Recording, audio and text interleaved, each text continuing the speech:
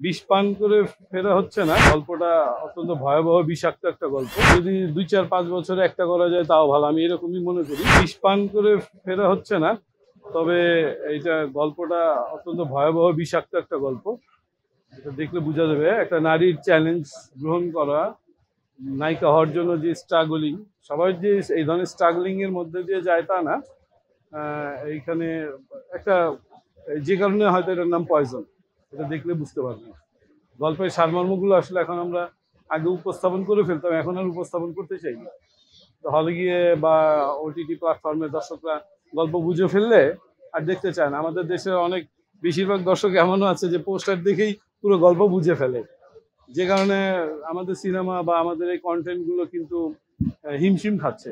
আজে বাজে কন্টেন্ট সবাই দেখে, মানে একদম অদ্ভুত উদ্ভট এই টাইপের কন্টেন্ট হলে আমরা কিন্তু ফেসবুকে যে 20 মিনিট 25 মিনিট দেখে ফেলছি আমরা নিজেরাও জানি না। আর ভালো কন্টেন্ট তো আসলে সহজে বিনা পয়সায় ছাড়াও যায় না, যে কারণে এগুলো মানুষ খুঁজে দেখতে চায় না। এই জন্য গল্প বলতে চাই না, তবে বুঝাতে চাই যে এগুলো চ্যালেঞ্জিং এবং এগুলো ব্যয়বহুল। বিশের সাথে জার্নিটা আসলে সঞ্জয় সমদ্দার, এটা বলতে গেলে আগে ডিরেক্টরের কথা বলতে হবে।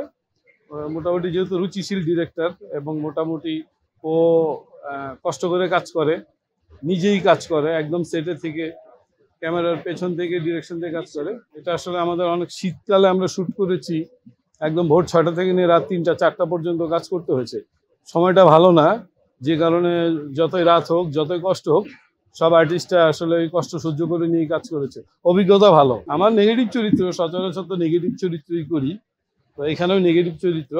আর বলতে পারেন যে এখানে কিছু চরিত্র ছায়া অবলম্বনে নির্মিত, সেই ছায়াটাও আমরা বলতে চাই না, সেটা আসলে আপনারা বুঝে নেবেন, যে যার জায়গা থেকে বুঝে নেওয়ার চেষ্টা করতে হবে দেখে। আমার বিচরণ কম না, ভালো কাজ যদি ২, ৪, ৫ বছরে একটা করা যায় তাও ভালো, আমি এরকমই মনে করি। আর মানে থাকার জন্য থাকা, করার জন্য করা, এই ধরনের কাজে বিশ্বাস করি না, যে কারণে কম আসলে। তাছাড়া আমাদের সিনেমার আপনারাও জানেন যে হল তো প্রতিনিয়ত কমে যাচ্ছেই, প্রোডাকশনও কমে গেছে। শাকিব খান, আরিফিন শুভ, সিয়াম বা রাজ, আমাদের যে 4-5 জন নায়ক আছে, আমরা আসলে ভিলেন ক্যারেক্টার করি। নায়কদের ভালো অবস্থান না থাকলে ভিলেনদের দিয়ে কোনো লাভ নেই।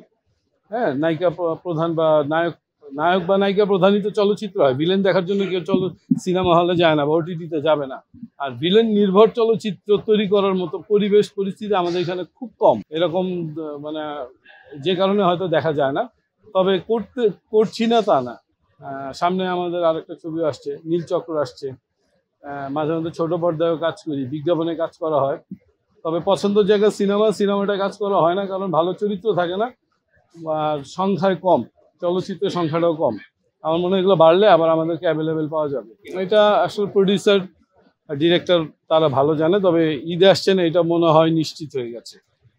এবং আমি যতটুকু জানি ঈদের পরপরই এটার মানে ঈদের পর যদি কোনো ছবি আসে, আমার জানা মতে, আমার এটা ভুলও হতে পারে, তাহলে সেটা হয়তো নীলচক্রই হবে।